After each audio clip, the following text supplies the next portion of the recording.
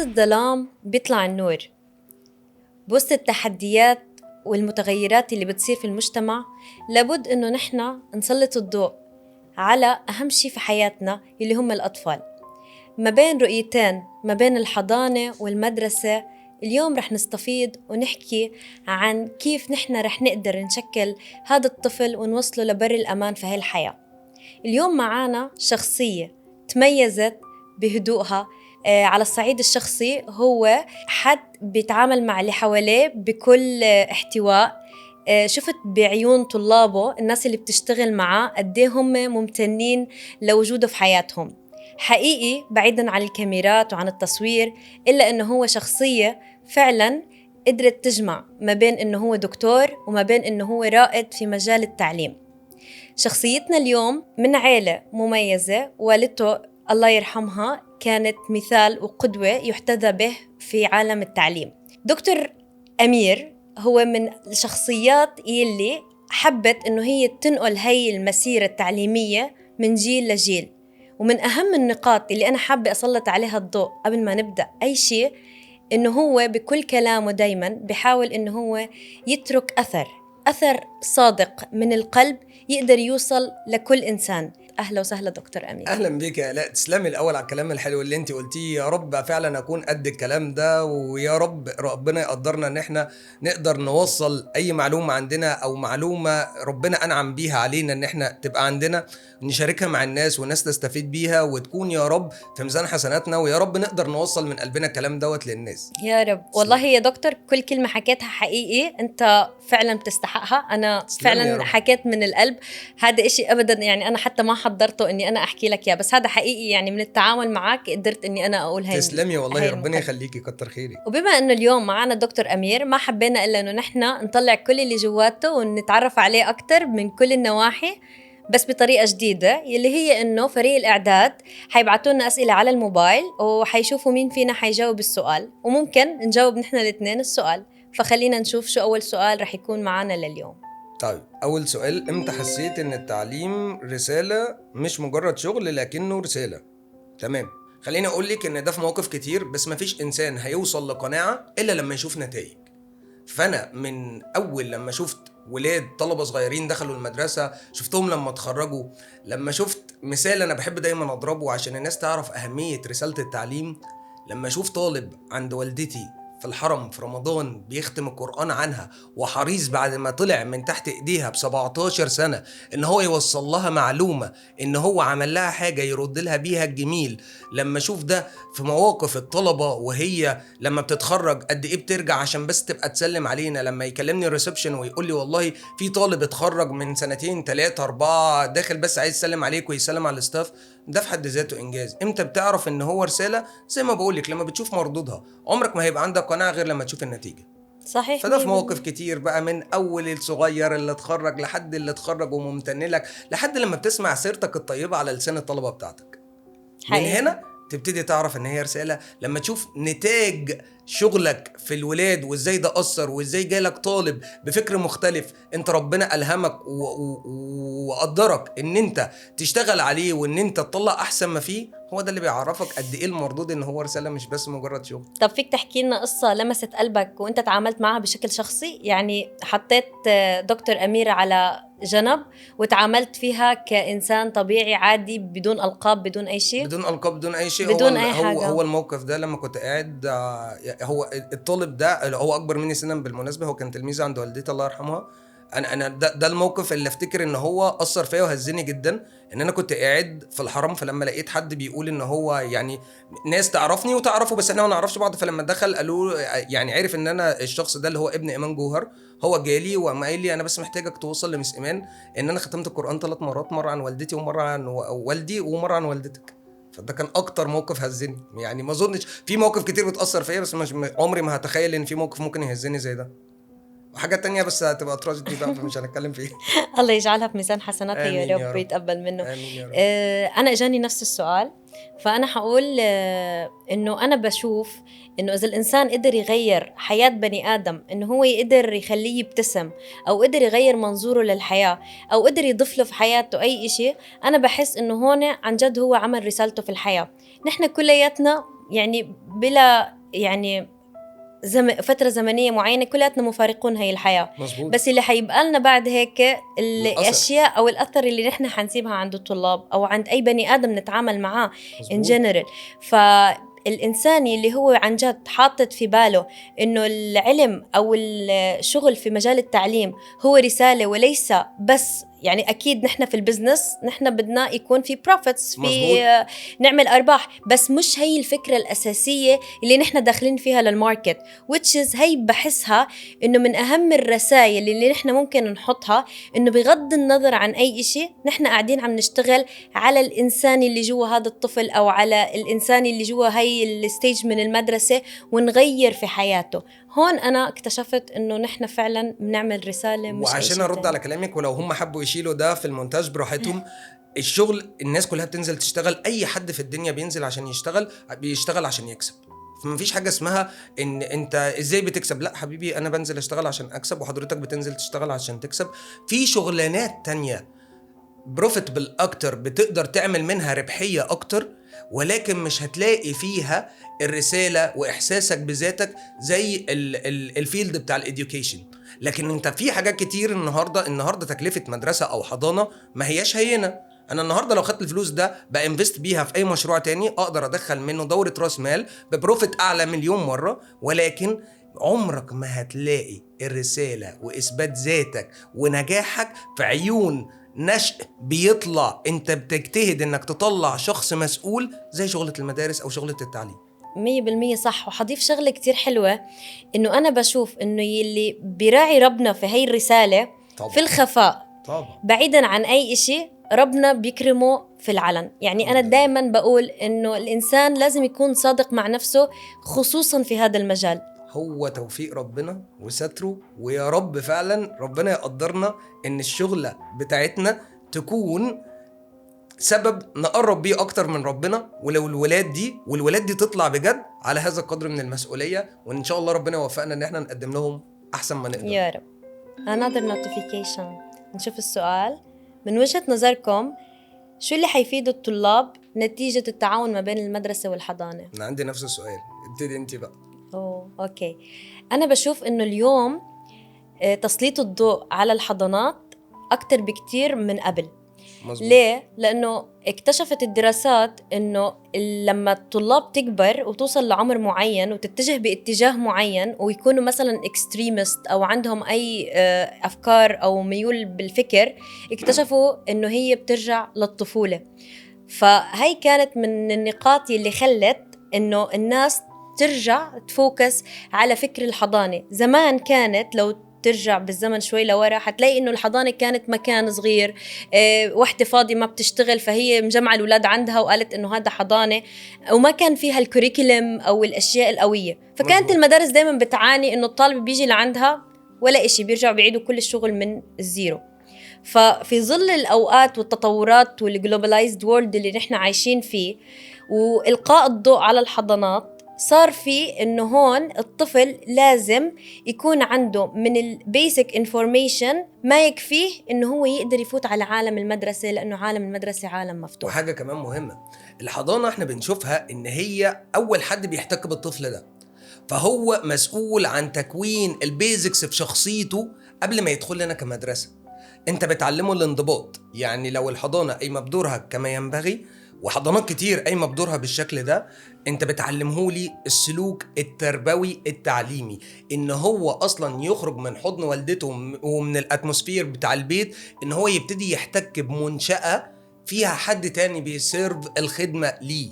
فالحضانة الناجحة أنا بشوفها، أو احتياجي كمدرسة من الحضانة، إنك تعلمه البيزكس في التكوين السلوكي لشخصيته، تعلمه الانضباط، تعلمه إن هو الناس تسمع مثلا كلمة بتعلمه الانضباط، ده انضباط إيه ده سن صغير؟ لا، أنت الحضانة الناجحة هي اللي بتهيئ الطالب ده بسلوكه إن هو يبقى مهيأ لاستقبال الخدمة اللي احنا نعرف نقدمها له في المدرسة. فدايما بشوف ان دور المدرسة والحضانة واتفاقهم مع بعض ووجود سبل كولابريشن عن طريق ان هم يبقوا بيشيروا اللي هم شافوه على الطفل دوت وهو عندهم من سلوك احتياجه ايه، لو الحضانات بتشتغل ان هي تكتشف مواهب الاولاد دي وازاي تنمي مهاراتهم وايه النقط اللي ممكن تخلي الطفل ده اكسايتد وازاي اوصله المعلومه وازاي هاو تو ديل مع الطالب دوت. ما هو مش كل الولاد زي بعض، يعني الولاد كلهم ربنا ميزهم عن بعض، ففكره انك ازاي توصل له ده انا بشوف ان الانجح واحد فيه هو دور الحضانه، لان هو اللي خده قبلي،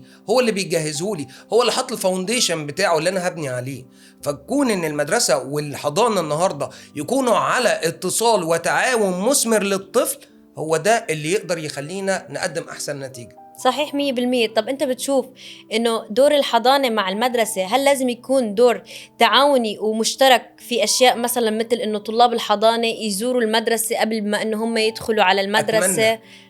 اتمنى الفكر ده يبقى موجود، لان انت بالدور ده انت بتفاسيليتيت على الولد الحته اللي احنا بنبتدي كمدارس نبتدي نشتغلها. يعني انا الطالب عشان يدخل عندي لازم اعمل ريسبشن دي مره واتنين وابتدي اخليه مع اهله علشان خاطر تو بريك ذا ايس، ان هم يبقى يعرف ينفولد داخل الكوميونتي الجديده اللي هو داخل عليها. فلو الحضانه عملت ده مع المدرسه بشكل مسبق ده هيبقى احسن كتير. كتير حلو. انا كمان من الاشياء اللي بتمنى انه المدارس تعملها مع الحضانات انه هم يكون مش التعاون بس بينهم انه انا كحضانه وصلت الطفل للمدرسه، لا يكون تعاون مشترك يعني ممتد. الخطه الجايه اللي انا بدور ان احنا نعملها ان شاء الله، ولسه يمكن هبعتها للناس نتكلم فيها، ان انت ازاي نبتدي نعمل ميتينجز ونعمل نطور الفكر، نوصل بشكل اكبر انت في الحضانه بتعمل ايه وبتوصل المعلومه ازاي للطالب، ونبتدي نعمل حاجه. يعني احنا مثلا اللي يميز مدرسه عن التانيه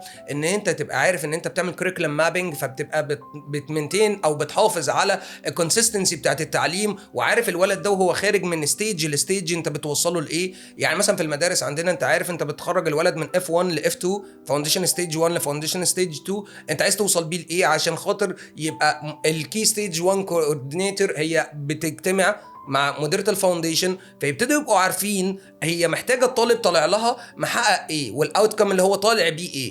فانا اتمنى ان المدارس تعمل ده مع الحضانات، فابقى انا واصل للاوبجكتيف او الليرنينج اوتكم اللي انت كحضانة طلعت بيه مع الولد، فاخده منك انا كمدرسة ابتدي اكمل بيه السايكل دي. ده نوع من التعاون ما بيحصلش كتير في المدارس والحضانات، فنتمنى طبعا ان هو يكون موجود. صحيح 100%. انا ما جاليش. انا جاني. يلا اوكي. قول. لما الطفل صغير بيقول لك انا بحب الحضانه او انا مبسوط هون، شو بتحسي؟ لا صراحه احساس لا يوصف. يعني حقيقي انا بالنسبه لي اول ما بيجيني نوتيفيكيشن مثلا في الصيف في اهالي بتسافر الساحل فهم في البحر وكل مغريات الحياه قدامهم، فيقولوا لهم لا احنا بدنا نرجع يعني على المكان. جميل هيك. جدا ده. فاللي هو اي واز لايك انه عن جد بحس انه يعني سبحان الله يلي جعلني في هالمكانه هاي وجعل هدول الناس او الاطفال هاي تحس بالمكان وقيمه المكان على حياتهم، بيحسسوكي بالنتاج اللي انت عملتيه بقى 100%. تشوفي في ده قد ايه انت نجحتي معاهم. حقيقي صراحه ربنا يديمها نعمه يا رب. والله امين. انا ما اجاني شيء. انا جالي. اوكي. ايه اكتر لحظه حسيت فيها ان مجهودك جاب ثماره فعلا؟ بصي بقى، قولي. اكتر لحظه بجد يعني الحمد لله رب العالمين، يعني لما بشوف النتيجه بتاعتي لو رضتني ببقى عارف ان يعني خلاص تماما عملت اللي انا عايزه. لو في حاجه ببتدي انا اري ايفالويت انا عملت ايه. اكتر لحظه حسيت فيها ان شغلي انا شفت نتاج ثماره لما رحت الاول كنت بعمل كولابوريشن مع جامعه ماست مع دكتور خالد الطوخي وابتديت اطلب منهم ان احنا ندرس الذكاء الاصطناعي لاولاد ماجستي هناك في الجامعه. واو. فكنت باخد الباصز بتاعت المدرسه تطلع تودي الولاد 3 ايام في الاسبوع تروح الجامعه، فكنت حاسس ان ده قد ايه ارهقني ماديا وفي نفس الوقت ما بقاش واصل الكونسبت بتاعه لولي الامر. فلما شفت السيرموني في الاخر واحنا بنشوف البروجكتس بتاعت الولاد دي، وشفت يعني ايه ولاد في جريد 7 بيعملوا ويب سايت، وشفت يعني ايه في ولاد في جريد 12 عملوا برين تيومر ديتكتور عن طريق الاي اي بياخد البرين سيتي سكان ويقارنها ب 3 مليون و500 الف سيتي سكان على مستوى العالم. لما شفت ولاد في جريد 8 ابتدى يبقى عندهم الاحساس بالمسؤوليه تجاه المجتمع. وجزء كبير من دورك في الشغل ان انت تعرف تنجح باولادك ان هم يعملوا الحاجات الكوميونتي سيرفيسز ويبتدوا يبقوا مؤثرين واصحاب دور في المجتمع. فلما يجي ولاد في جريد 8 يعملوا ميديسن ديسبنسر من كتر ما هم مفاهمين ايه هي عيوب مرض الالزهايمر وان ازاي الناس دي محتاجه سبورت، ويبقى هو في جريد 8 انت فاهمه يعني ايه طالب في جريد 8 هو بيعمل ميديسن ديسبنسر عشان بس يفاسيليتيت على الناس اللي ربنا يعني اختصها او عندها المشكله دي، ان هو يبقى حاسس بيه وبيدور له على حل. انت كده طلعت ان ولادك كريتيكال ثينكر، بيعرفوا يفكروا في حلول، بيعرفوا يخدموا مجتمعهم. انا ما اظنش ان انا ممكن احس بتجربه ان انا شفت ثمار نجاحي قد الموضوع ده. صراحة أنا كتير منبهرة بالكلام اللي أنت حكيته، وإنك أنت تاخد هيك ريسك في وقت إنه الأهالي اليوم بيطلعوا إنه أنت فور إكزامبل، يعني أنا هقول لك يعني على سبيل المثال ماشي. إنه أنت مثلا ضوعت الكلاسز على الطلاب، أو مثلا ما حضروا كلاس معين. أنت كيف سمعت أنا كل الأسئلة كيف دي كنت حاسس من الولد جواتك؟ طلع نص اليوم راح الجامعة، طلع نص اليوم راح الجامعة، في الآخر هو هيرجع وهيدرس كور سبجكتس ونون كور سبجكتس، ومش هيجي على سبيشالست، مش هيجي على أي حاجة. إنما اللي أنت النهاردة محتاج تزرعه في الطالب إنه يطلع مؤثر، ده لوحده نجاح. ان هو النهارده تبقى زي ما انت ما بتحافظ على الدرجات وزي ما بتحافظ على المستوى التعليمي وعلى الاوتكم اللي الولد محتاج ياخده، ما احنا هنريسبكت البورد اوف اكريديتيشن وهنريسبكت الفريم ورك وهنريسبكت ان هو ياخد الكونتنت ويطلع بالليرنينج اوتكم المطلوب اكوردنج للفريم ورك بتاع الكريكولم. بس في نفس الوقت ايه اللي يمنعني ان انا النهارده اشكل شخصيه تطلع مسؤولة؟ الفترة دي فترة وعي، انت محتاج تطلع جيل واعي. تاني وتالت وعاشر بقول فرص نجاح الجيل ده كتير وفرص تشتته اكتر بكتير. لو معرفتش توظف مجهودك مع الولاد دي انت الخسران، لان هو معاه التول اللي تخليه ينجح، معاه التول اللي تخليه هو يونيك في الماركت. انت لو ما عملتش ده ربنا يسألك اصلا ما عملتوش ليه. لو لسه هترجع بقواعد التعليم القديمة، طب اللي بره سبقك ليه؟ احنا اصلا في التعليم الدولي انا شغال على الفريم ورك بتاعه بره، هو ده امبيدد فيه، هو يوزنج التكنولوجي ده هو امبيدد اصلا في الفريم ورك ده، بس الناس لسه مش اكسبتد للفكره. حلوة هاي الناس. انت كيف ممكن بالاكزامبل هذا تقول نصيحة لاولياء الامور ان هم يغيروا مفهومهم عن التعليم التقليدي؟ مش عايزه يغير مفهومه، هو انا ما عنديش طب أنا مشكله كيف في مفهومه، بدي بس انا أتعامل؟ ليا نصيحه. قول. يصاحبه، يشاركه، ينمي مواهبه، يقرب منه، ينفست فيه. هو لو اقتنع ان هو محتاج ينفست هيجرب، ولو جرب مش هيبقى هو بس في نقطة عنده اوبجكشن على الفكره. حلو، بس في نقطة مهمة قوليلي. جدا، انه الطالب هذا رغم انه هو فرحان وحاسس بالامباور اللي المدرسة عم تقدم له اياه، هو في المقابل في البيت حاسس بضغط. انت مثلا فور اكزامبل ليتس سي انا ناو عم بعمل تبعية الميديسن، حلو. فانا هلا قاعدة عم بركز عم بعمل ريسيرش على التابلت او اللابتوب، فالام حتدخل انت قاعد بتضيع وقتك طول النهار وكذا. مش للدرجه دي برضو الاوبجكشن، لكن البيرنتس برضو ويل اورينتد وفاهمين دوت ولما بيشوفوا مردود ده يعني اصل البيرنتس اي يعني هم زينا كلهم. احنا لما اشوف ابني النهارده بيفكر ازاي يخدم مجتمعه، انا لما بشوف ابني بيركن البايك بتاعته بينزل علشان خاطر يشيل حاجه من الطريق، انا بالنسبه لي ببقى قد ايه مبسوط ان هو فهم ان هو محتاج يبقى ليه دور في المجتمع. فان الاهل النهارده يشوفوا ان ابنهم بيعمل ريسيرش او بيشتغل على حاجه تفيد، ده لوحده نجاح. هو هنا ولي الامر مش هيعترض، لان الابن لما اقتنع بالفكره هو شرحها له. اوكي. فالموضوع بالنسبه لي من ضمن المميزات اللي بشوفها في ولادي ان انا بعلمهم ان هم يتشرح لهم كل حاجة بكل سبب، لأن أنا ليا قناعة بده. فهو لو فهم هو محتاج يعمل إيه، سواء الطالب اللي عندي أو الموظف، هو لو فهم مطلوب منه إيه هو على فكرة هيروح يعملها على أكمل وجه. إنما خلاص ما بقاش عندك الموديول بتاع الطالب أو الموظف أو المدرس أو أيا كان من في شغله بيعمل الحاجة علشان هي مطلوبة منه كده. هو اللي بيعمل ده هو المؤدي، عمرك ما هتاخدي منه نجاح. لازم يكون involved معك عشان يقدر يعطيك يعني قولا واحدا مشاركة في القرار. طبعا، وهيبقى مسؤول عن التطبيق. صحيح. لما تبص للمستقبل شايف حلمك كمل ولا لسه بيتكون؟ طب خليني أرد رد مختلف شوية. اوكي. انا كل يوم بشوف ان انا في عظيم فضل نعمة من ربنا سبحانه وتعالى، وكل يوم ببقى طمعان في فضل وكرم ربنا. بمعنى ان اللي انا وصلت له النهارده، انا بشوف ان الحمد لله ربنا من عليا ان انا وصلت لحاجات اكتر من اللي انا كنت مخطط لها. بس انا عشان عارف ان ربنا خزاينه كبيره، فانا مستني لسه اكتر. فعشان كده وربنا امرنا بالسعي، فانا دايما يعني بشوف ان انا على قد يعني ما نفسي اكون، اني بجتهد ان انا اسعى ان انا اعرف اطور في شغلي اكبر واكبر واكبر، وان انا اوصل لحاجات انا ما كنتش اتخيل ان انا ممكن اوصل لها في يوم من الايام. وده كله هتشوفه في مردود نتاج شغلك مع النشء اللي طالع. وده اكتر حاجة انت ممكن في التعامل معاها تشوف مردود كويس ليها. حلو كتير. أنا بشوف، لأنه أجاني نفس السؤال، أنا بشوف إنه فكرة إنه الواحد يشوف حاله بعد كم سنة كيف حيكون، أنا بشوف إنه هذا هو المنافسة الحقيقية.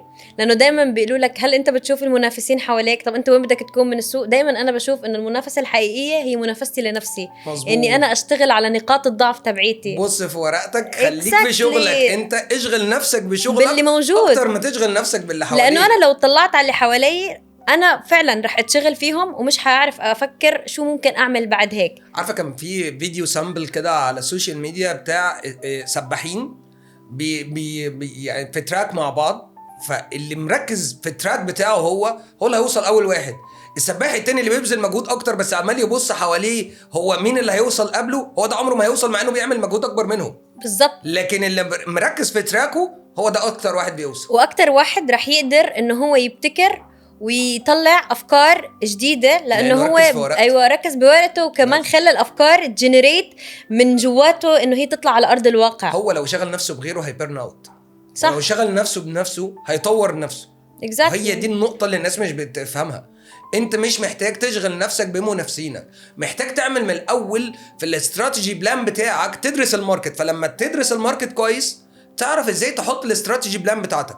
وانس انك حطيتها امشي على الطريقه بتاعتك. هتقولي طب ما انا عايز اقارن في الماركت، انا بعمل كويس ولا لا، منافسيني بتعمل ايه؟ حبيبي ما انت من الاول لما حطيت الجول اللي انت عايز تاتشيف فيه ابتدي سيت كي بي ايز عشان تعرف تيفالويت شغلك، ويبقى هو ده الريفرنس بتاعك، مش الكومباريزن ما بينك وما بين حد تاني بيوفر نفس السيرفيس في الماركت. طب حلو كتير. طب بس ما نحن فينا نقول انه نحن كل فترة لازم نستقطع وقت معين انه نحن نرجع نعيد فكرة دراسة الماركت بالتغيرات اللي موجودة عليه؟ ده امر بديهي ان انت لازم تعمل دوت، بس مش بس دراسة ماركت، انت محتاج ترجع تشوف الاستراتيجي اللي انت حاططها على الناس دي، الناس اللي انت جبتها كاشخاص، وعشان تطبق الاستراتيجي بلان بتاعتك انت محتاج ترجع تقيم دورهم جوه الاستراتيجي بلان دي. يعني انت النهارده لما بتفتح بيزنس بتحط استراتيجي بلان، فبتجيب الناس عشان تفل الفيكنسز دي عشان تقوم بالشغل دوت عشان تحقق لك الاستراتيجي بتاعتك. صحيح. انت محتاج بعد ما تقسم الشغل ده ترجع تشوف التيم بتاعك ده هل هو المهارات بتاعته تخليه يقدر يحقق لك الاستراتيجي دي ولا لا. طب بالنسبه للماركت، الماركت كل يوم ليه متغيراته، فزي ما حضرتك ما بترجع تيفالويت الناس بتاعتك اللي معاك وتبتدي تشتغل عليهم بسي بي دي، تبتدي تشتغل عليهم ازاي تبروموت دم ان هم يقدموا احسن ما عندهم، وازاي انك تطور مهاراتهم. زي ما حضرتك محتاج تشوف الماركت النيدز بتاعته ايه، لان انت لو ما لبيتش احتياجات الماركت نفسه انت عمرك ما هتوصل للي انت عايزه. لكن تلبية احتياجات الماركت ملهاش دعوة ان انا ابص على منافسين، اوكي، ليها دعوة ان انا ببص على الماركت. انا بعمل ماركت اناليسيس، بعمل استادي للماركت مش لمنافسيني. حلو. طب وات اف انت بيوم من الايام صحيت ولقيت انه الماركت تبعيتك صار في اي نوع من انواع الهيزيتيشن، عدم الاستقرار، وارد يحصل. شو ممكن انت تعمل؟ يعني كيف بتفكر في الريسك في ظل الاحداث والتغيرات اللي بتجي؟ في الماركت كماركت ولا في شغلي انا؟ لا، في ماركت التعليم، يعني في مجال المدارس. طب بصي خليني هقولها لك بشكل جميل جدا. لما بيحصل كرايسيس في الماركت عندنا بتحصل علشان خاطر هي حاجة انت مش عارف تقيمها ومش عارف بكرة بتاعها عامل ازاي. زي ايه؟ زي في ثورة 2011 ما كانش حد فاهم التعليم هيرجع ولا لا. احنا في 20 يوم كان في رئيس، ما بقاش فيه رئيس، الناس بقت في الشارع، بقى في انفلات امني، انت مش عارف انت رايح فين. او زي الجائحة بتاع كورونا، احنا وقفنا مرة واحدة، الدنيا كلها وقفت على مستوى العالم، الاستيراد والتصدير وقف، الانتاج وقف، المتغيرات والاحتياجات بتاعت الناس حصل فيها اصلا لوحدها تغييرات انت ما بقتش فاهم. احنا طلعنا الشغل بتاعنا كمدارس طلعناها ريموتلي، فقلبنا هايبرد واشتغلنا اونلاين، فدي كلها كرايسز. انا بشوف ان انت عشان تقدر تعدي من الهيزيتيشن ده بتاع الماركت انت محتاج تتكاتف انت وموفري هذه السيرفيس. مين هم موفري هذه السيرفيس؟ مين؟ هو مثلث مش هتخرج براه، قولي. المؤسسه، اوكي. من يعمل بالمؤسسه، ولي الامر. التلاته دول لو تكاتفوا مع بعض تقدر تقدم احسن سيرفيس للطالب. فاول نقطه لما يحصل هيزيتيشن في الماركت تضم على ناسك، تبتدي تجيب موظفينك لان هم هيتضروا. ما انا موظفيني لما جم كانوا شغالين معايا اتضروا وقت الكورونا، فلازم تبقى سبورتيف جدا ليهم علشان خاطر تعرف تاخد منهم احسن شغل. وليه الامر نفسه ما هو ده الضر فاينانشلي والضر في حاجات كتير. وبقيت اصلا انت الماركت ملوش معيار. يعني ايه ملوش معيار؟ الناس دي مش عارفه بكره عامل ازاي، الناس دي كلها عليها كوميتمنت، هو مش عارف هيسدها ازاي. فانت لو ما كتفتش معاه وحليت معاه هو عمرك ما هتوصل لبر امان. فبشوف دايما لما يبقى في كرايسيس وربنا يبعد عننا يعني اي يا حاجه رب، زي آمين. كده، الدور الامثل هو في تكاتف ولي الامر مع المدرسه مع الموظفين الذين يعملون وينتمون لهذه المؤسسه. جميل. اوكي. النجاح الكبير بيجي بايه اكتر، الحظ ولا التعب؟ يعني هذا إشي الناس دايما بتقول او ماي جاد هذا شخص محظوظ، بس يا جماعة أنا بشوف إنه اللقطة الأخيرة يلي الناس بتشوفها أو هو كشخص ناجح ما شافوا كمية الوقوع، ما شافوا كمية الإحباط، الفشل، أحيانا البيرن أوت تبعية البيرسوناليتي نفسها. مظبوط. عشان أنا أطلع بصورة قدام الناس إني أنا ايديال أو رول موديل، هذا اللقطة يبقى اللي من كلامك بتجيبني. هو ولا حظ ولا تعب، هو سعي. هو توفيق من رب العالمين كمان، هو يعني سعي. هو انت سعي. بالظبط، ما هو ربنا سبحانه وتعالى وكل شيء بتوفيق الله. لكن هي الموضوع كله يندرج تحت بند السعي. انت مأمور انك تسعى. حلو. تسعى وتصلح، وسعيك ده يكون في اصلاح ان انت تقدم احسن ما يكون. النتائج دي بقى كلها بتاعت مين؟ بتاعت ربنا، اللي هو توفيق ربنا سبحانه وتعالى. لكن انت مأمور قولا واحدا بالسعي. فما تخليش حد دايما قاعد مستني ان انا مستني ضربة الحظ عشان انجح، او انا تعبت وما نجحتش. ما يمكن انت تعبت غلط، ما يمكن انت بذلت افورت اصلا غلط. انت المفروض انا النهارده عايز اعمل شيء معين، الشيء ده ليه 2 ستيبس عشان خاطر احققهم. ما تجيش انت تعمل 20 ستيب علشان خاطر توصل لده وتقول انا ما وصلتش. ما انت اصلا مشيت الطريق غلط، التراك بتاعك ما كانش صح. فهو مش بقدر التعب ولكن هو بقدر السعي، والسعي ده مقرون بالتعب. ولكن حضرتك محتاج تسعى، ولما تسعى صح. يعني ايه تسعى صح؟ يبقى انا عندي استراتيجي. يعني يا رب انا نزلت كل يوم وبعمل، وارد ربنا يرزقك على فكره، دي بتاعت ربنا احنا ما بنحكمش، ولكن انت امرت بالسعي. تسعى صح، انك تعمل بلاننج صح، تاخذ بالاسباب، لان كلنا في الاخر الكون ده كله هو ربنا سبحانه وتعالى مسبب الاسباب، فتاخذ بالاسباب وتسعى، ربنا يديك النتيجه بتاعتك. طب دكتور أمير محظوظ ولا بيتعب؟ انا في عظيم فضل ربنا. notification. اوكي.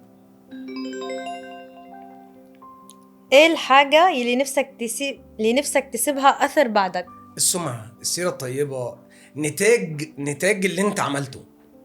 يعني ايه نتاج اللي انت عملته؟ لما بيجي ولاد تبقى انت عارف الظروف اللي عندهم، ويبقى هو حاسس ان انت الملاذ الامن ليه، وان هو عارف ان هو هيروح يتكلم مع السوشيال وركر علشان خاطر يبقى هو عارف ان هي متنفسه، او عارف ان هو بيروح لمديرة المرحلة علشان خاطر هي بتوفر له نوع معين من السبورت، او بيجي لي انا شخصيا عشان يتكلم معايا في حاجة خصوصا في الاعمار الكبيرة شوية. ده بالنسبة لي هو اللي انا محتاج اشوفه بكرة، اللي هو الاثر الطيب. هو ده اللي انا مستنيه اشوفه بكرة. مستني اشوف السمعة، السيرة الطيبة، نجاح ولادي، لان نجاحهم هم هو تحقيق ذات ليا. صح. أنا بشوف إنه الإنسان الأثر اللي هو بده يسيبه في الحياة هو إنه مثل ما أنت قلت السيرة الطيبة، وإنك أنت في يوم من الأيام لما أنت تكون الناس قاعدة في مجلس وتيجي تحكي عن خير أنت عملته وامتد فيما بعد، وإنه وصل زي ما أنت حكيت في بداية الحلقة عن الطالب اللي أنت تلاقيت فيه صدفة، فهو كان امتداد للسيرة الطيبة اللي هي زرعتها. من اكبر رجال الاعمال في المقاولات النهارده الطالب ده. فأنا بشوف إنه الأثر الطيب زي ما أنت حكيت، إنه أنا أتذكر في إشي كويس، إنه ما اكون من الذين ضل سعيهم في الحياه الدنيا، وهم يعني يحسبون انهم يحسنون صنعا. ده انا هي ربنا يعافينا والله. بالضبط، انا هي الايه بترعبني دايما. طبعا. فدايما برجع بعيد انك حساباتي، تبقى فاهم انك ماشي صح، انا ماشي أصلاً صح وانت ولا ماشي غلط. لا انت معيارك غلط. I have to re-evaluate myself نفسي. يعني انا مظبوط. دايما بحاول اشتغل انه الاء لا انتبهي، الاء فكري اذا انت عم تعملي صح ولا غلط. طب ما يمكن انت اللي عم فكري حالك انك عم تعمليه صح هو يطلع بالاخير غلط، سراب. اول اوتكم اللي انت عايز تحققه من ده سعيك كان فيه صح ولكن نتيجته غلط. فلازم ارجع طبعا ترجع للكي بي ايز بتاعتك، انت تشوف انت واقف صح وبتوصل صح ولا لا. انا معك، بس انا كالاء شو بعمل؟ انا كل يوم قبل ما انام برجع بايفالويت اليوم كلياته. في كم نقطه بتاكد فيها اني انا اليوم هذا ما ظلمت فيه اي بني ادم، ما اخذت حق اي انسان ما إلي حق فيه. ده لوحده نجاح. يعني ده لوحده ربنا سبحانه وتعالى اقسم بيه. اقسم بايه؟ بالنفس اللوامه اللي هي بتلوم نفسها وتحاسب نفسها. بالضبط. انا بحس انه لازم احاسب حالي، غلطتك تقل. اكزاكتلي. وخصوصا عامله زي الموظف، انه ما انت لو تكون النهارده الموظف ده مديره بيحاسبه هو عمل ايه، هو اخطائه هتقل لان هو وفر له السبورت. هي نفس الفكره اللي البني ادم يعملها مع نفسه. انا لو بلوم نفسي وبحاسب نفسي انا عملت ده صح ولا لا، انا ارضى ده على نفسي ولا لا، انا وانا باخد الاكشن ده انا ارضاه على ولادي ولا لا، هي دي انا بشوفها في وجهه نظري. هي دي النفس اللوامه، ان انا الوم نفسي هل انا بعمل ده صح ولا لا. لو حاسبت نفسي اخطائي تقل. صحيح. لانه انا بشوف انه ظلم الإنسان خاصة لما أنت تكون مسؤول عن ناس كتير تحت إيدك فيها different backgrounds different cultures، بتصير حتى الكلمة محسوبة عليك. فأنت لازم إنك أنت مو بس يعني أنا كألاء ما بإيفالويت بس مثلا مثل ما قلت إنه ظلمت الناس كذا، لا كمان براجع نفسي. هل أنا في هذا المكان حكيت صح؟ طب أنا لو ما جرحت الإنسان اللي قدامي ممكن ما أكون قصده، ممكن برضو بسبب اختلاف طريقة الكلام أو مزبوط. لأني أنا ما بحكي نفس اللغة اللي هم مش اللغة سوري نفس اللهجة اللي هم بيحكوها، فممكن أستخدم كلمات هم بالنسبة لهم أنا أكون كسرت خاطرها بدون قصد. مزبوط. فلو أنا وعم بحكي بالليل وأنا قبل ما أنام بقعد برجع بسترجع صورة الوش وهو عم يستقبل مني كلام، لدرجة أني أنا مرة حكيت بطريقة بالليل والله أنا ما قدرت أنام لتاني يوم رحت أنه أنا آسف أنا ما قصدت أحكي بهذا الأسلوب. لما بتشتغلي أكتر فرصة إنك تغلطي بتبقى أكتر، ولما بتعاملي بشر أكتر فرصة إنك تغلطي معاهم أكتر. فلو أنت عندك القناعة دي تعرف تحاسب نفسك. لو جبتها لك من ناحية تانية، في المدرسة أنا عندي دايفرستي في الناشوناليتيز نفسها بتاعت الطلبة. يعني أنا عندي ولاد من أمريكا، عندي من ليبيا، عندي من السودان، عندي من تركيا، عندي من إيطاليا. فأنا عندي جنسيات كتير. كل ده بيمثل ان في كالتشر باك جراوندز كتير مختلفه، فانت لازم تريسبكت الدايفرستي. محتاج ان انت توصل مع كل واحد منهم ان انت ملبي له احتياجه، عشان هو ما يبقاش موجود على ارض مصر اللي احتضنت الكل وهو حاسس ان هو غريب.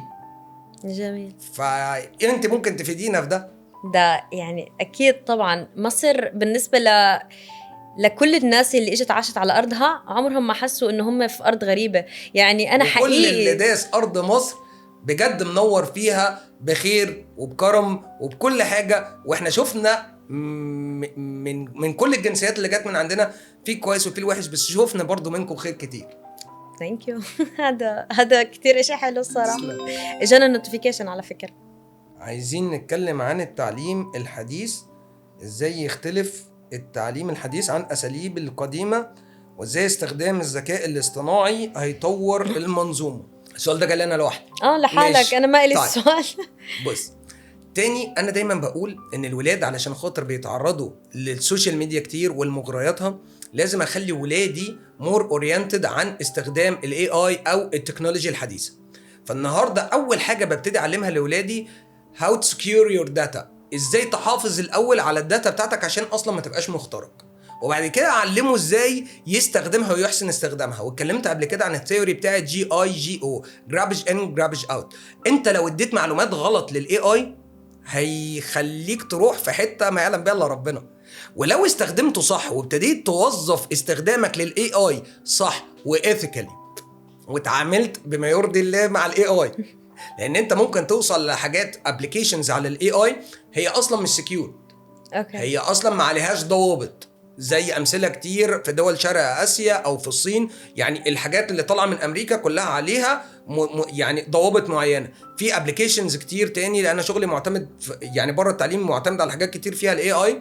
فلا في ابلكيشنز كتير انت ممكن تستخدمها من بتوع دول اسيا، لا ما عليهاش ضوابط.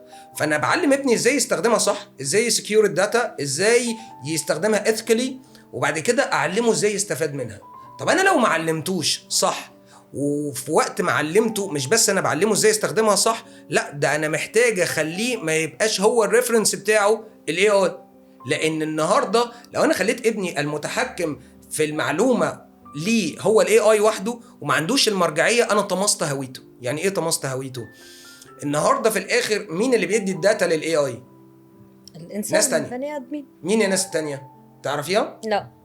تضمني هو ممكن يعلم ابني ايه؟ لا طبعا. فيبقى انا الاول احافظ ان عنده بيز يرجع له وعنده مرجعيه. مرجعيته ايه؟ ثقافتي، تربيتي، ديني، اهم شيء يبقوا هم عنده. وعارف ان هو لو لقى ان الاي اي واتكلم معاه فيبقى عنده معلومه مني الاول. فبعد كده لما هو يجي له معلومه مختلفه من الاي اي هيرجع يرفير عند مين؟ عندك انت. عندنا. طب انا النهارده لو اب وام وغفلت ده وما جيتش مع ابني وبقى في بيننا وبين بعض لغه حوار، سبته وسلمته لمين؟ لعقول ناس تانية، لمعتقدات تانية، لكالتشر تانية. يبقى انت بعت معتقدات ابنك وفكره وشخصيته لغيرك يشكلها، ودي كارثه. اجا نوتيفيكيشن. ما هو دور المدرسة والحضانة في دعم النمو العاطفي والاجتماعي؟ حلو قوي السؤال ده. حقيقي كتير حلو. طيب أنا حبدأ أجاوب السؤال هذا يلا. لأنه أنا في المرحلة الأصغر، ماشي. وبعدين نترك لك المرحلة الأكبر إنك تمام. أنت تستفيد فيها. طبعا بالنسبة للحضانة، الحضانة هي أول مكان الطفل بيجت انفولف مع عالم أوسع من البيت. فأساسا أنا لما فكرت إني أعمل الحضانة كانت الفيجن تبعيتي إني أبيلد سايكولوجيكلي بالانسد كيد، إني أبني طفل سوي نفسيا. حلو جدا. ليه عملت هيك؟ لأنه بظل متغيرات الحياة، وبسبب إنه الأبهات بتسافر تتغرب، أو بسبب إنه الأم والأب بيشتغلوا، أو لا قدر الله في حالات الطلاق والانفصال، فهون الطفل دايما معرض إنه هو يتعرض لنوع من أنواع الفقد البسيط أو الفقد المستمر. فلذلك الحضانة هون تشتغل أول شغل لإلها بإنه هي بتاخد الطفل هذا انفصال تدريجي آمن. فأنا ما عندي طفل في الحضانة بيبكي، أنا باخده بشويش من الأهل على مدة أسبوع كامل الأم تكون متواجدة فيه. ليه؟ عشان أنا ما أخليه يحس بصدمة إنه هو انحرم من الأم أو الأب يعني فجأة. فهي كانت الأشياء. تمهيد أو ريسبشن بيريد إن هو بيتعرف يجت انفولف مع المرحلة. وأنا بشوف والله يعني أصحاب الحضانات الله يكون في عونكم في الموضوع ده، لأن أنتوا بتعانوا فيه كتير. لو بنرجع لموضوع الدعم العاطفي والمعنوي للولاد، خليني اقول لك من اللي انت اتكلمت فيه، فعلا المتغيرات بتاعه الحياه، بمتغيرات الماركت، بالكرايسيس، بالظروف الاقتصاديه العالميه نفسها، ما دي مؤثره على كل الناس في البيزنس بتاعها. فانت بيجي لك ولاد سواء عنده، خليني اقول لك من الاول، احيانا الاهل بيغفلوا طريقه المعامله والحوار مع ولادهم. فحتى لو الاب موجود مش مسافر، حتى لو الاب والام مش منفصلين، احيانا بيبقى فيه ليكج في البيت عن طريق اسلوب الحوار او الاحتواء للطفل والطفله او الطالب والطالبه على المستوى الاكبر. فدور المدرسه، لا انا بشوف المدرسه لو سعت ونجحت ان هي توفر الدعم المعنوي والنفسي للولاد دي، هتوصل بيها لبر امان لسبب بسيط جدا. انت لو ما عرفتش تحتوي الولد وتفل الجابس اللي ظروف الحياه اجبرته عليها، انت عمرك ما هتعرف ان انت توصل معاه للي انت عايزه او تحقق الاوتكم بتاعك او الاوبجكتيف بتاعك، لان هو اوريدي دريند في حاجه تانية، هو اوريدي في مشاكل تانية سحبته ووقعته، هو ديبلي انفولفد فيها. فانت عشان تعرف توفر له الدعم اللي يخليه ان هو تسد الجاب دي او تفل الجابس اللي موجوده، انا بشوف ان هو ده المعيار الامثل لتوفير الدعم المعنوي والنفسي للطالب. لان انت لو ما عملتش ده عمرك ما هتعرف ان انت توفر له اللي نفسك توفره له. او خليني اقولها لك بمعنى اصح، انت لو سبته دريند في المشاكل اللي هو عنده وما وفرتلوش الدعم، في الاخر انا بشوف ان ده جزء من التقصير، لان انت ما عرفتش تقفله السايكل صح. انا عندي شغله بفكر فيها دايما، انه مو بس الاطفال محتاجين دعم نفسي ولا الطلاب، احيانا البيرنتس نفسهم محتاجين دعم نفسي، عشان اللي كده إحنا بيشتغلوا في المدارس المنظومه. بنبتدي نعمل parenting session، نجيب الاهالي عن طريق سبيكر من بره ويبتدي يتكلم معاهم، او عن طريق توبكس بتتفتح عن طريق المدرسه، وده بيبقى حاجات جينيريك. الاهم منها برضو الكيسز الانديفيدوال، يعني لما يبقى عندي كيس مع طالب معين خرج بره المألوف، تمام. لازم يجي 1 to 1، يبقى في سيشن ما بينه وما بين الكونسلر او السوشيال وركر في المدرسه في وجود المدير للمدرسه، ويبتدوا يتكلموا ازاي نحل. انا مش ببقى عايز اجيب ولي الامر في الاخر عشان بعاقبه على ابنه، انا مش جهه محاسبه ليه، وانا مش جاي احاسبه عشان ابنه غلط. الناس لازم تفهم ثقافه ان سواء في المدارس او في البيرنتس، انت مطالب ان انت تبقى على قدر من الوعي ان انا وانت بنتفق ازاي نخدم ابنك. طيب وبالنسبة للتيم اللي بيشتغل معاك، انت مش شايف انه اليوم لازم يكون اللي بيعلموا الطلاب عندهم من الصحة النفسية ما يكفيهم انه يقدروا ينقلوا الصورة اللي انت عم تحكي عنها ويكون مأسرة؟ مأسرة؟ كارثة، ما المنظومة تبوظ. طب هو شو المعايير اللي انت بتضمن فيها انه الشخص اللي هو عم يشتغل معاك انه نفسيا هو اساسا متزن؟ من اول خطوه بقى خالص وهو بيتعمل له هايرنج اصلا بيبتدي نشوف الكورسز اللي هو واخدها والشهادات بتاعته والمؤهل بتاعه، هل هو BCE سيرتيفايد، هل هو واخد ماسترز، هو الباك جراوند الاديوكيشنال بتاعته عباره عن ايه. احيانا بنعمل حاجات نفسيه كمان مع المدرس ده عشان اعرف الباك جراوند بتاعته ايه، ميوله اصلا ايه، ميوله السياسيه ايه، ميوله الدينيه ايه، حاجات كتير جدا فيها معايير عشان تعرف تشتغل مدرس. يبقى حضرتك انت عندك فكره السلكشن بروسيس تبعيت انك انت تختار الشخص الصح للمكان الصح. لو ما عملتش سلكشن صح اصلا توفر سيرفيس ازاي؟ حلو كتير. يبقى انت لازم نقول انه انت شايف انه الصحه النفسيه للمعلم والصحه النفسيه مش انا بس كأمير مناع، اي حد عنده فكر يدور بزنس صح لازم يبقى عنده سيلكشن في الناس اللي هو بيختارها. مش اي حد هتعرف تشتغل معاه، لان هو اصلا لو انت وهو ما توافقتوش على نفس الفكر او على نفس الفيجن اصلا هتساعدوا بعض ازاي؟ طب كيف تتعامل مع الشخص اللي بيريزست؟ يعني بالبدايه كل الناس بتبين انه هي ويلكمينج للفكره، وانه انا يعني كتير مبسوطه بفكرتك، لما اجي اشتغل معك في ارض الواقع والتطبيق ححس انه مثلا اي ريزست، او انا ما بدي اكمل، او انا عم بحاول اخرب الاشياء اللي انت حاططها كبيز. انت هون كيف تتصرف؟ هرجع اقول لحضرتك على حاجه، هو لو من الاول انت حاورته صح وهو انت وصلت لقدر من الاقناع انك تعلمه الفكره دي وتخليه ريسبونسبل عنها وخليته انفولفد فيها، هو عمره ما هيبرن اوت منك، وعمره ما هيبقى بيريزست معاك، او انت هتحس ان في البروسيس فيها ستراجلينج او فيها فرستريتنج او ان الناس بتبعد عنك. بمعنى اصح، انت لو من الاول حاطط استراتيجي بلان فيها ترانسبيرنسي والناس فاهمه انت بتقول ايه، اللي يخليه ريزيست قدام. تاني، النقطة اللي الناس بتغفلها في إدارة الموارد اللي عندها من البشر أو عن طريق المشكلة اللي انت ممكن تعملها مع ابنك ان هو ما يفهمكش، ان انت ما اديتوش القدر الكافي من الحوار والإقناع. وعندي مثل بحب أضربه، يعني في القرآن لما جه سيدنا إبراهيم بيقول لربنا إذ قال إبراهيم لربه يا رب أرني كيف تحيي الموتى. هل ربنا كان مجبر، أو يعني ولله المثل الأعلى، هل ربنا يعني مش كان ممكن ما يشرحلوش؟ ربنا سبحانه وتعالى الذات الإلهية شرح لسيدنا إبراهيم، قال له أولم تؤمن؟ قال له بلى ولكن ليطمئن قلبي. فربنا علمه، قال له آت الطير ووراه. فربنا سبحانه وتعالى ما بخلش بالمعلومة على نبيه، ما هو رسول من يعني يقول له كن فيكون يعمل. فربنا سبحانه وتعالى شرح لعبده. انت النهارده كعبد مش قادر تشرح لابنك ومش قادر تشرح لموظفك، لوم نفسك انك ما وصلتلوش الفكرة، ان هو انت ما عرفتش تقنعه بيها وتخليه على اون سيم تراك، انتوا بتحققوا فيجن واحدة.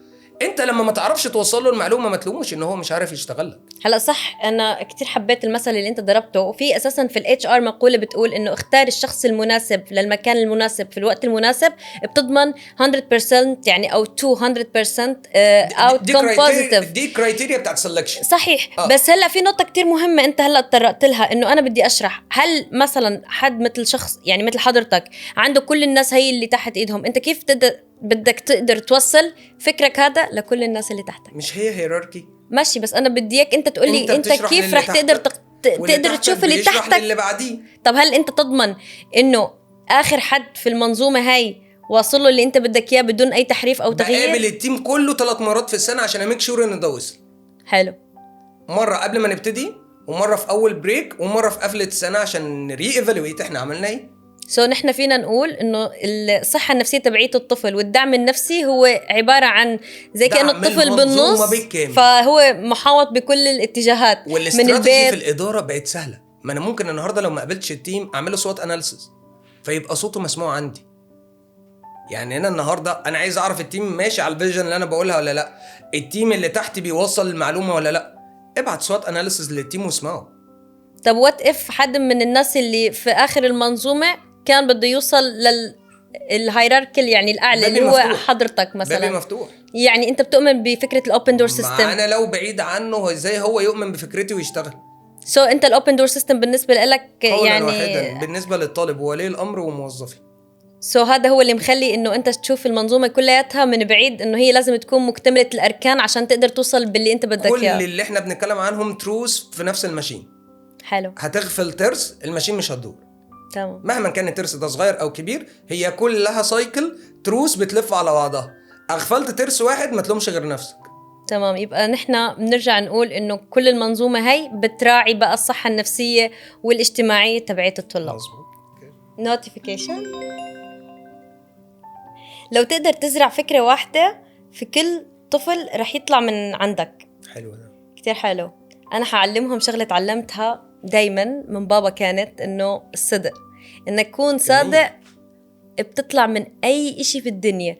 وبعدين دائما الإنسان الصادق إنسان بيكون سلس لين، بيقدر يتعامل بكل المواقف، ورب العالمين بنجي. يعني مزبوط. حتى لو كل الأشياء اللي حواليه بتقول إنه هو لابد إنه يخسر، إلا إنه صدقه بخليه ينجو من الموضوع. مظبوط. وحضرتك شو بتحب تخلي كل طالب يتعلم؟ يعني في السن الاكبر انا دايما ببقى شايف ان اكبر عقبه ممكن تقابل الولاد هي انه ما يبقاش عارف هو عايز ايه. صح. فلو عايز حاجه هو يطلع بيها دايما ان يبقى عنده رؤيه واضحه، عارف هو عايز يعمل ايه. طول ما في جول، طول ما في بلان، حلو. يتخللهم كي بي ايز، يعرف منها هو بيأتشيف ولا لا. وصل ان عنده جول، وصل انه عارف هو عايز يوصل فين، عنده رؤيه واضحه، انا مش عايز منه اكتر من كده. وانس انه عنده الرؤيه الواضحه هو هينجح. حلو كتير. يبقى انت بدك تعلم الطلاب كيف وضوح الرؤيه. جميل. يا رب يعطينا وضوح الرؤية في كل أمور يا الحياة. رب. يعني هذا this is a very nice thing إنه الإنسان يكون عنده وضوح رؤية. على فكرة كتير أوقات صعبة الإنسان بيمر عليها، اللي هو بيكون الرؤية عنده محتاج إنه يعني بتعرف كيف هيك يكون عنده هدوء وبصيرة وأمل وسبورت عشان يقدر يختار الطريق.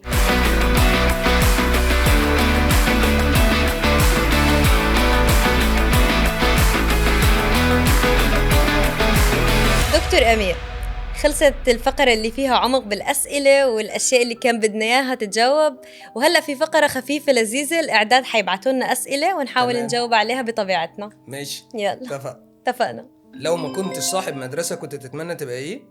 كنت ابقى صاحب مدرسه. انا اصلا صاحب مدرسه وعندي بيزنس تاني، فانا يعني انا بحمد ربنا ان هو انعم عليا ان انا عندي مدارس. حلو. ما احبش اشتغل حاجه يعني غيرها. لو المدرسة أو الحضانة كان فيلم كوميدي حيكون اسمه إيه؟ صراحة عسل أسود. ليها معنيين دي. لا معنى حلو، يعني على قد ما الطالب ممكن أحيانا يمر بضغوطات وأوقات عصيبة وهيك، إلا أنه دايما النتيجة بالأخير عسل، يعني إشي حلو. كلام جميل جدا ده. دورك. اكتر عاده غريبه بتعملها وقت الضغط؟ بقوم امشي في المكتب أوكي. واجيب ورقه واقعد اشخبط فيها عشان اريستراكشر انا الموضوع اللي وترني وضغطني ده ليه سبب، فبالورقه وبالقلم اقعد احلها. بس تلاقيني قاعد بقى بمشي دايما واشخبط، امشي جوه المكتب واشخبط. حلو. لو كنت تلميذة حتكوني هادية ولا مشاغبة؟ حكون حركية. أنا طول عمري يعني لو اتسألت حركية. السؤال ده مش هجاوب. ليه؟ كده ينفع ما اجاوبش؟ لا أنا فعلا كتير حركية بس. دورك. لو في طفل قالك انا مش عايز اتعلم، هترد عليه بايه؟ صاحبه ده اقول له عندك حق، احنا محتاجين نشوف حاجه غير التعليم نعملها. وابتدي احاوره اشوفه عايز يوصل لايه. ايا كان اللي هو عايز يوصل له هيبقى مربوط بالتعليم، فهو لو اقتنع باهميه التعليم عشان يوصل للي هو عايزه هيرجع تاني بالتبعيه يتعلم. حلو. كم كوب قهوة تحتاجي علشان تبدأ يومك؟ 1 تركي و4 اسبريسو. شكرا للاعداد انه مش بيسالني الاسئله دي. طيب لو كنت تلميذ بصفك الحالي، لا يا جماعه ده السؤال ده انتوا سالتوه الالاء وانا مش هجاوبه. ليه بليز يا دكتور؟ ينفع ما اجاوبش عشان خاطر المشاهدين. طب يرضيك اقول على نفسي ان انا يعني ما اعرفش، يعني كنت هتمنى بغض النظر بقى ابقى هادي ولا مشاغب، بس كنت هتمنى ان حد يكتشف الحاجه اللي تخليني اكسايتد وانا بتعلم، فيعرف يسيب بصمه واثر زي الناس اللي علمتني وانا صغير وسابت بصمه واثر في حياتي. ما كنت يعني ما افتكرش ان انا كنت تلميذ سهل في المعامله، ولكن ربنا سخر لي ناس بجد خدمتني في حياتي عشان ابقى انا اللي فيه النهارده. هل بكيتي قبل كده في الشغل؟ ايه السؤال ده؟ انا ما بسكتش. شكرا للاعداد. انا مش امتى بكيت، انا السؤال لازم يقول لي متى بتسكتي مش بتعيطي، يعني انا لازم ياه. يكون فايس فيرسا. مش عارف، ما تخيلتش في مره، بس انا عارف ان شغلانه الحضانات دي صعبه، بس يعني ما تخيلتش انتوا بتتعرضوا لضغط شكله عامل ازاي.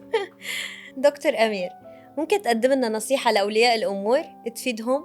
اقول لهم عن ولادهم: اكتشفوهم، نموا مواهبهم، استثمروا في بنى الشخصيه بتاعتهم، استثمروا في استخدام التكنولوجي، طلعوهم على قدر كافي من الوعي ان هم يعرفوا بيه ازاي يتعاملوا في الكوميونتي بعد كده ومتطلبات سوق العمل.